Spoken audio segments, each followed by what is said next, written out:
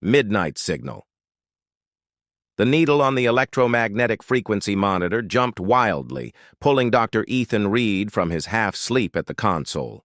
He blinked, adjusting his glasses as he leaned forward in the dimly lit control room of the Mojave Desert Observatory. "What the hell?" he whispered, watching the readings spike beyond anything he'd recorded in 3 years of studying deep space signals. The computer terminal flashed warnings as the satellite dish outside automatically pivoted toward the anomaly. Ethan's fingers flew across the keyboard, trying to isolate the source. At 32, he'd dedicated his life to searching for patterns in cosmic noise, convinced that intelligent life existed beyond Earth. Now something was broadcasting directly toward his little outpost in the desert. "Recording signal pattern Alpha 79. He muttered into his recorder. "Unprecedented strength and clarity, possibly artificial in origin." The overhead lights flickered as a low rumble shook the building. Coffee splashed from his mug onto his notes. Through the observatory's dome window, Ethan saw a blazing light tear across the night sky, trailing violet fire unlike any meteor he'd ever witnessed.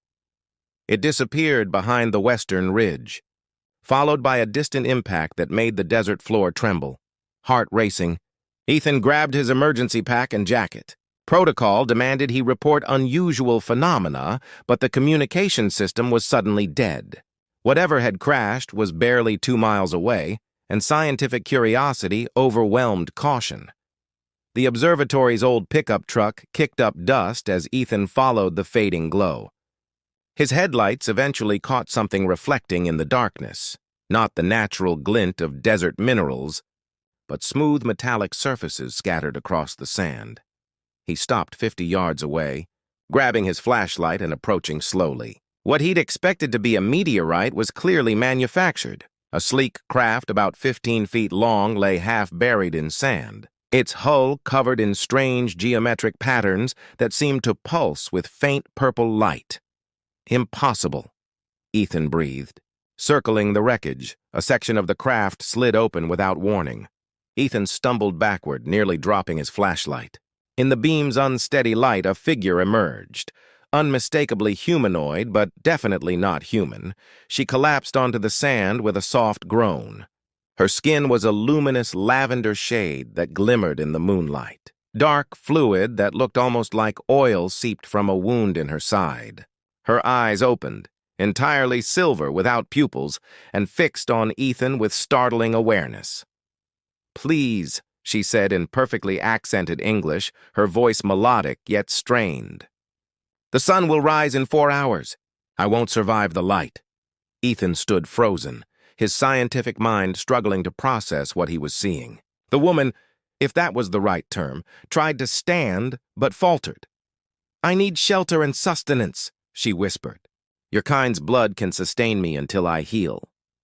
"My blood," Ethan repeated, suddenly understanding her desperate expression. "You're some kind of—" "The word in your language would be vampire, though that's a crude approximation," she said, wincing as she pressed her hand against her wound. "My name is Aya. I mean no harm, but I'm dying." The desert wind howled around them as Ethan made a decision that would change his life forever. He stepped forward and helped her up, supporting her weight against his shoulder. "I'm Ethan," he said. "There's shelter back at my observatory. Can you make it that far?" Aya nodded weakly. Her skin felt cool against his, and she smelled like ozone and something sweetly alien. "Thank you," she whispered as they struggled toward the truck. "Your kindness won't be forgotten." The stars seemed to watch them as Ethan helped the alien vampire into his vehicle, wondering if he was making the biggest discovery in human history or the biggest mistake of his life. Purple twilight. Ethan helped Aya into the observatory, her arm draped over his shoulder as they stumbled through the doorway. Her breathing grew more labored with each step, the strange, dark fluid still seeping from her side. "In here," Ethan said, guiding her to the small living quarters attached to the main facility. The room was sparse, a bed, a desk crowded with papers, and walls covered with star charts. Aya collapsed onto the bed, her luminous purple skin dimming to a worrying pale lavender. "I need to regenerate," she whispered. "Without blood, I won't survive until your sun sets again." Ethan paced nervously. "I have a first aid kit, but I don't think Band-Aids are going to help an alien vampire." A weak smile crossed Aya's face. "My people are called Kaldorians. The vampire comparison is merely functional. We absorb life essence through blood, but we never take without permission." "And if I give permission?" Ethan asked, stopping his pacing to look at her. Aya's silver eyes met his. "Then I might survive. But you must understand, sharing blood creates a connection. You'll see fragments of my memories, and I yours. Such bonds are not formed lightly among my kind." Ethan ran his fingers through his disheveled brown hair. Everything about this situation defied scientific explanation, yet the evidence lay before him on his bed, an actual extraterrestrial being. "Why are you here?" he asked. "Why Earth?" Aya winced in pain. "I was fleeing. The Solaris Federation has hunted my people to near extinction. They fear our abilities and covet our technology." She gestured weakly to a small crystalline object hanging from her neck. "This navigation crystal contains star maps that would give them access to worlds they haven't yet conquered." The first hints of pre-dawn light began to appear through the window. Ethan drew the blackout curtains designed for daytime sleeping after night observations. "I can't let you die," he finally said, sitting beside her on the bed. "Not when I can help." He rolled up his sleeve, revealing his forearm. "Take what you need. Just don't take too much." Gratitude filled Aya's silver eyes as she gently took his arm. "This creates a sacred trust between us," she whispered. "I vow to honor it." Her touch was cool but not cold as she brought his wrist to her mouth. Ethan felt a brief sting, then an unexpected warmth spread up his arm and throughout his body. The sensation wasn't painful. Rather, it was oddly intimate, like sharing a secret with someone who truly understood. As Aya drew his blood, images flooded Ethan's mind, a purple-skied world orbiting twin stars, crystalline cities that hummed with energy, and the terrifying sight of those cities burning as golden ships descended from the skies. He felt Aya's fear, her grief at watching her family fall, her desperate escape across the stars. When she finally released his arm, Ethan felt lightheaded but not weakened. A small puncture wound remained, already healing at an accelerated rate. "Thank you," Aya said, her color returning to a richer purple. The wound at her side was visibly closing. "Your blood is remarkably compatible.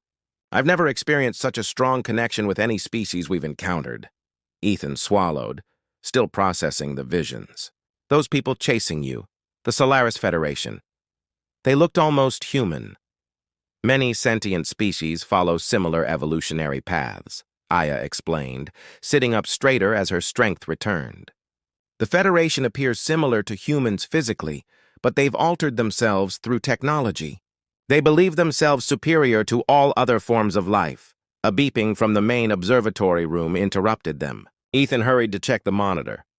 "Someone's coming," he said, anxiety evident in his voice. "A vehicle on the access road. It must be Dr. Chen, my supervisor. She sometimes makes surprise inspections." Aya stood, her movements already more fluid and graceful. "I should hide." "No time," Ethan said, hearing a car door slam outside. "Just follow my lead." Dr. Sarah Chen entered without knocking, clipboard in hand. She stopped abruptly at the sight of Aya. "Dr. Reed," she said sharply, "I wasn't aware you had a visitor at the facility." Her eyes narrowed at Aya's unusual appearance. "This is Aya," Ethan said quickly. "She's consulting on the signal anomalies I've been tracking. She specializes in extraterrestrial communication patterns." Dr. Chen's skeptical gaze swept over Aya's exotic features and the strange fabric of her clothing. "I see. And the unusual readings our satellite detected last night." "That's precisely why I'm here," Aya said smoothly. "Those readings match patterns my research team has been studying for years." Ethan marveled at how quickly Aya adapted, her accent now perfectly matching Dr. Chen's crisp academic tone. Something in Dr. Chen's expression suggested she wasn't entirely convinced, but she nodded curtly. I'll need a full report by tomorrow, she said, turning to leave. At the door, she paused. And Dr. Reed, remember that unauthorized guests require advance clearance, even consultants. After she left, Ethan exhaled slowly. That was close.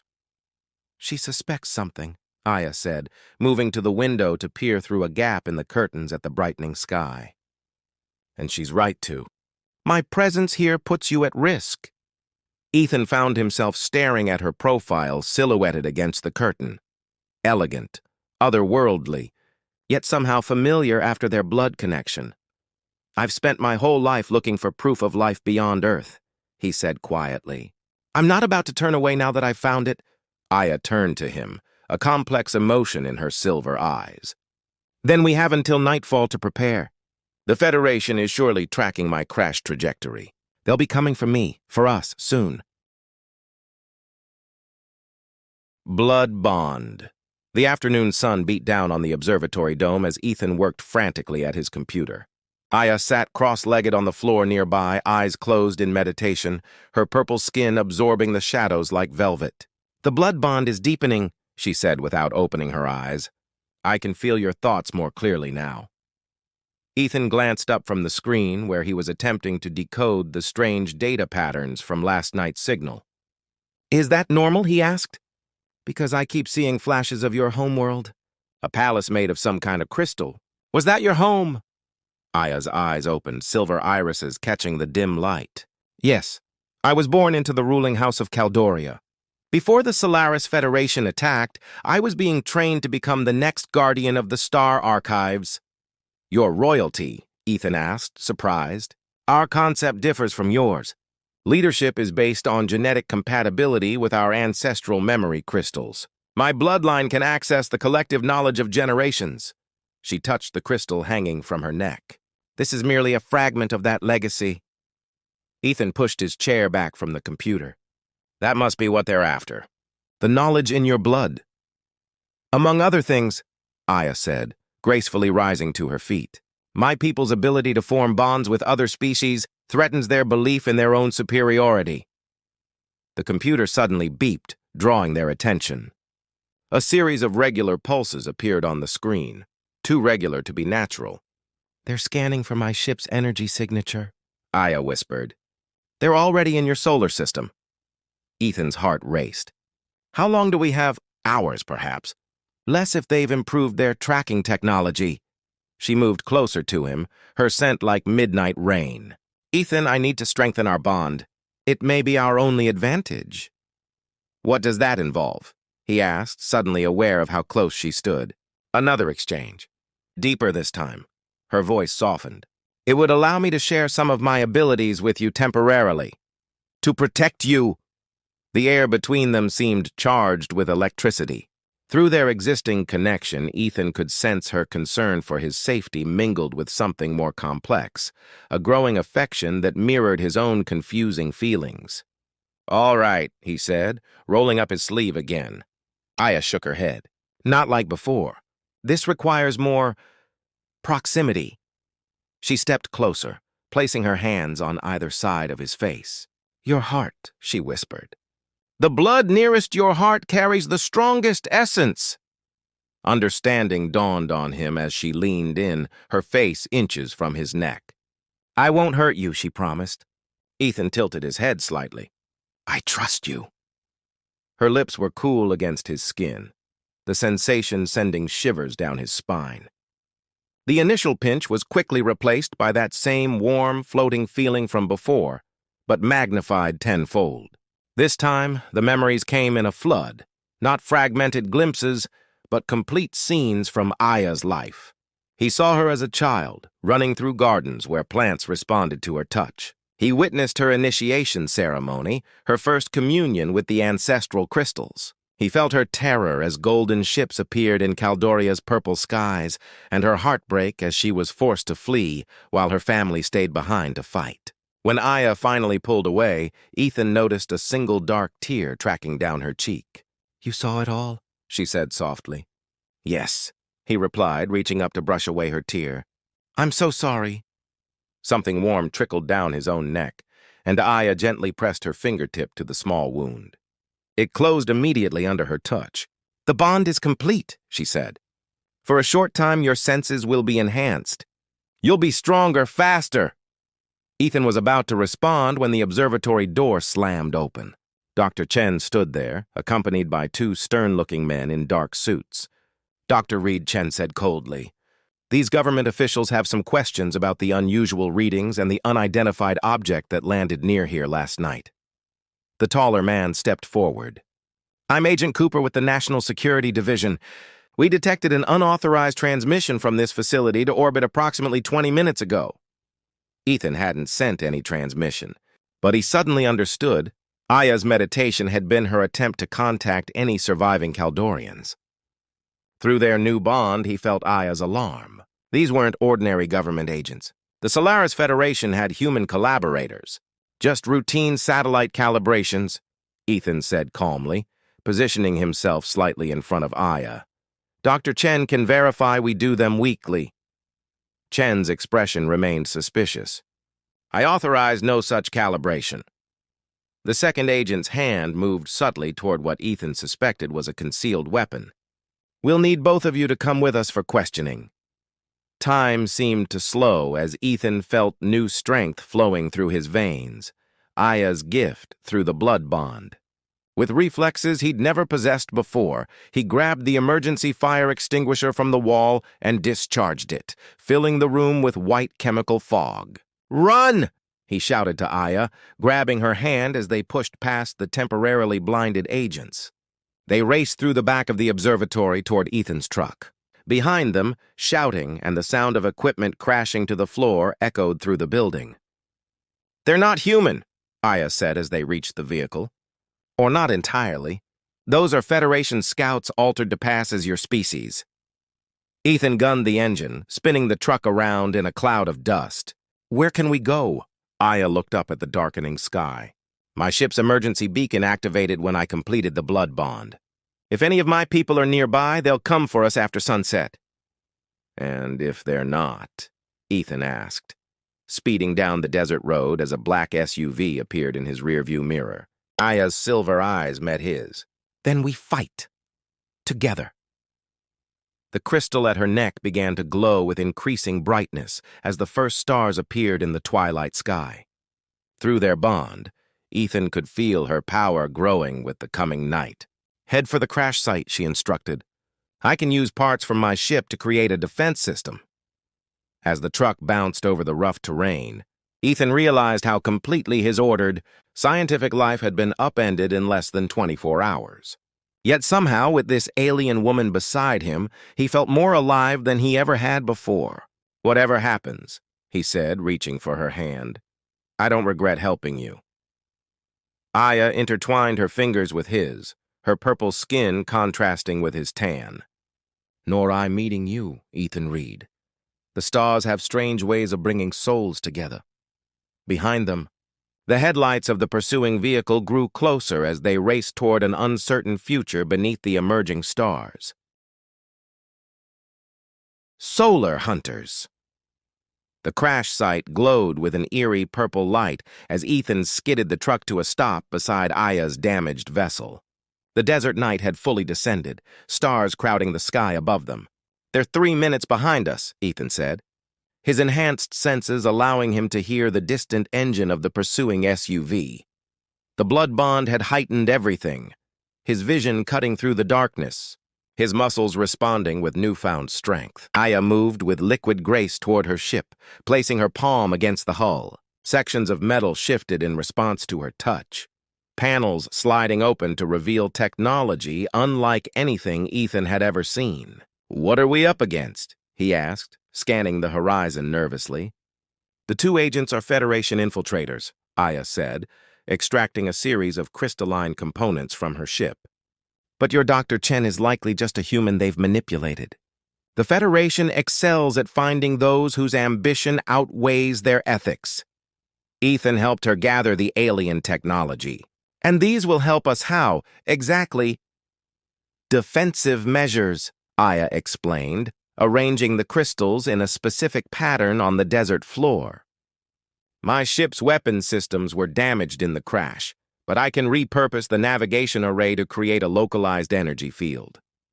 The sound of an approaching vehicle grew louder. Ethan felt a surge of protectiveness toward Aya that surprised him with its intensity. Through their bond, he sensed her working against time, her mind calculating complex equations as she connected the crystals with strands of the same metallic fluid that had leaked from her wound. Almost complete, she murmured. When activated, it will disrupt their neural implants. It won't harm humans, but it will temporarily incapacitate Federation agents. Headlights appeared over the ridge, bouncing wildly as the SUV raced toward them across the uneven terrain. Too late, Ethan said, tensing for confrontation. Aya stood, the crystal at her neck pulsing with light. Stay behind me. The SUV skidded to a halt 50 yards away. The two agents emerged, followed by Dr. Chen, whose face showed confusion mingled with determination. In the moonlight, Ethan noticed something odd about the agents. Their movements were too perfect, too efficient. Step away from the alien craft, called Agent Cooper, his voice carrying unnaturally across the distance. This is a matter of national security. They're lying, Ethan called to Chen. They're not from our government. Chen hesitated, glancing uncertainly between Ethan and the agents. Dr. Reed, you're interfering with classified operations. This woman is a threat. She's not the threat, Ethan insisted. Ask yourself why they brought you here instead of calling for proper backup. Why there's no official containment team for an alien crash site. The taller agent's patience visibly ended. He raised his arm, which transformed before their eyes, his hand reconfiguring into something that looked disturbingly like a weapon.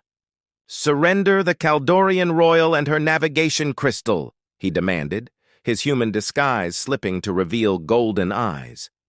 The Solaris Federation has claimed this sector. Chen stumbled backward in horror. What are you? Aya stepped forward, her purple skin luminous in the darkness. I am Aya Solvari, keeper of the Kaldorian Star Archives and last daughter of the Crystal Throne. And you will not take this world as you took mine. She slammed her foot down on the central crystal in her arranged pattern. A pulse of energy erupted outward, rippling the air like heat waves. The agents convulsed as the wave hit them, their human disguises flickering to reveal glimpses of golden skin and mechanical enhancements beneath. Run, Dr. Chen! Ethan shouted. They'll recover quickly. Chen didn't need to be told twice. She scrambled toward her vehicle, fumbling with her keys. The disruption bought them mere seconds. The agents were already recovering, their movements jerky but determined. The second agent raised his transformed arm, and a blast of golden energy shot toward them. Ethan reacted with his enhanced reflexes, tackling Aya to the ground as the energy bolt struck her ship, sending sparks flying into the night air. They rolled across the sand, Ethan instinctively shielding her body with his own. The crystal array! Aya cried, seeing the agents advancing toward her carefully arranged technology. Before the agents could reach it, the night sky above them suddenly blazed with light. A massive shadow passed overhead, accompanied by a deafening hum that made the ground vibrate. A new ship, sleek and deadly, descended between them and the agents. The Federation flagship, Aya whispered, her silver eyes wide with fear. Commander Rena. A beam of light shot down from the hovering craft, and a figure materialized on the desert floor. Tall and regal, clad in golden armor that seemed fused with her skin. Her eyes glowed like twin suns in a face that might once have been beautiful before technology had claimed it. Princess Aya, the commander said, her voice carrying artificial harmonics. You've led us on quite the chase across 3 galaxies. The Federation agents immediately straightened, standing at attention. Aya rose slowly to her feet, Ethan beside her. Commander Rena. Still serving as the Federation's hunting hound, I see. Rena smiled without warmth. And you've found yourself a pet. Her golden eyes assessed Ethan. How curious. You've formed a blood bond with this primitive species. Through their connection, Ethan felt Aya's fear mingled with determination. He reached for her hand, squeezing it gently. I offer you one chance, Princess, Rena continued. Surrender the navigation crystal and the Star Archive knowledge, and we'll leave this insignificant planet untouched. Resist, and we'll reduce it to ash, starting with your new companion." Ethan felt something stirring in his veins. Aya's power flowing through their bond, awakening something within him. "She's not alone," he said, surprising himself with the authority in his voice. Rena laughed, the sound metallic and cold. "How charming. The human thinks it can challenge the Solaris Federation." "Not just any human," Aya said, her crystal glowing brighter as she stepped forward. "A bonded one." With unexpected swiftness, she pressed her palm to Ethan's chest. He gasped as energy surged between them, the blood bond flaring with new intensity. Knowledge flooded his mind, Kaldorian battle techniques, the weakness points in Federation armor, how to channel the energy now coursing through him. "What have you done?" Rena demanded, her golden eyes narrowing.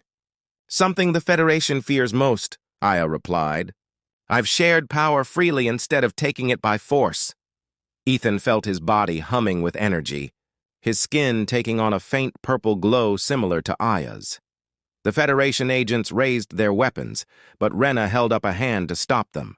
"Interesting," she said, studying them with new calculation in her eyes. "Perhaps we've underestimated the potential of this species."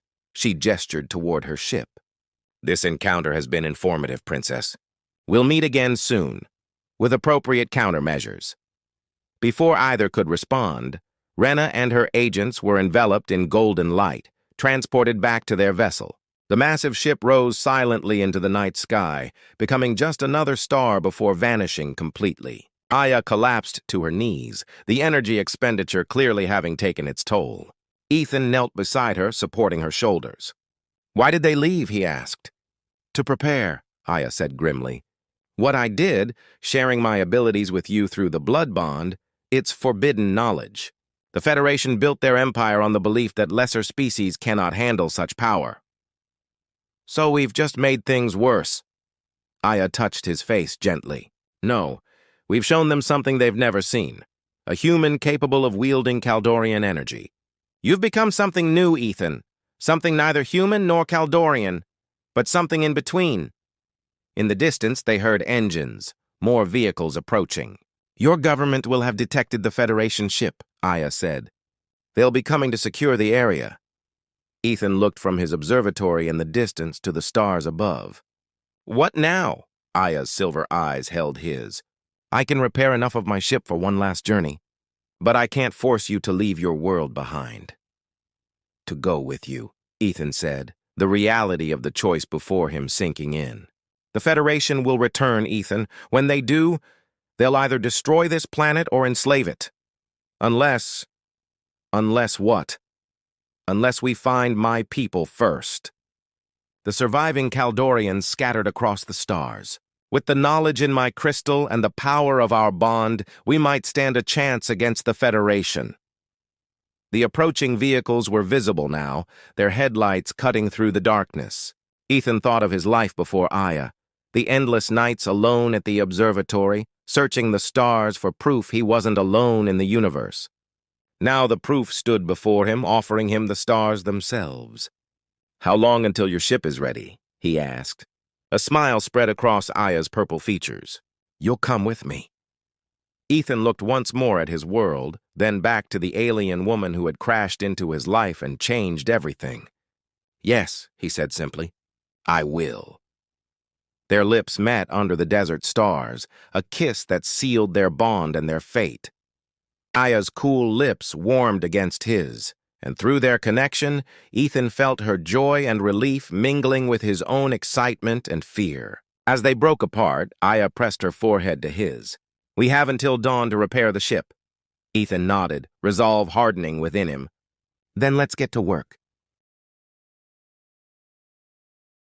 Beyond the stars, dawn's first light crept over the horizon as Aya's repaired ship hummed with renewed energy. The vessel was smaller now, components sacrificed to ensure its core functions would work. Ethan stood beside her at the makeshift control panel, watching her purple fingers dance across crystalline interfaces. "Government vehicles are 5 minutes out," he said, his enhanced senses picking up the distant rumble of engines. "Will we make it?" Aya nodded, the crystal at her neck pulsing in sync with the ship's systems. "Just barely. The blood bond allowed me to integrate some of your world's technology with mine. Ingenious solutions. In the distance, helicopters appeared as black dots against the lightening sky. Time was running out. Any second thoughts? Aya asked, pausing to look at him, her silver eyes searching his. Ethan thought of the observatory that had been his home for years, the career he was abandoning, the world he might never see again. Then he looked at Aya, alien, beautiful, and somehow more real to him than anything he'd ever known. None, he said firmly. The Federation will return. Earth needs someone who understands the threat. Aya smiled, touching his face gently. And I need you. The ship's entry portal sealed behind them as they settled into the cockpit. Through the view screen, Ethan watched as military vehicles swarmed the area, personnel in hazmat suits approaching cautiously. Ready? Aya asked, her hand hovering over the final activation crystal. Ethan took a deep breath and reached for her free hand, intertwining his fingers with hers. Ready! She pressed the crystal, and the ship vibrated around them. Outside, soldiers scattered as the vessel rose from the desert floor, sand swirling beneath it. Higher and higher they climbed, the blue sky darkening to black as Earth fell away beneath them. Where to first? Ethan asked as the stars welcomed them, no longer distant points of light, but destinations. The Cygnus Drift, Aya said. There's a Caldorian outpost hidden there. From there, we build our resistance. As Earth became just another blue marble among countless worlds, Aya turned to him. The purple glow of her skin illuminated the small cockpit. Thank you, she whispered. For saving me, for trusting me, for coming with me. Ethan smiled, feeling the blood bond between them pulse with shared emotion. I spent my life searching the stars for something extraordinary. I never expected it to find me first. Aya leaned forward, her lips meeting his in a kiss that promised new beginnings. As they separated, she gestured toward the vast star field ahead. Welcome to the universe, Ethan Reed, she said softly. Our journey has just begun. The ship accelerated, leaving Earth behind as they soared toward distant stars and unknown adventures, bound by blood and something greater, a love that transcended worlds.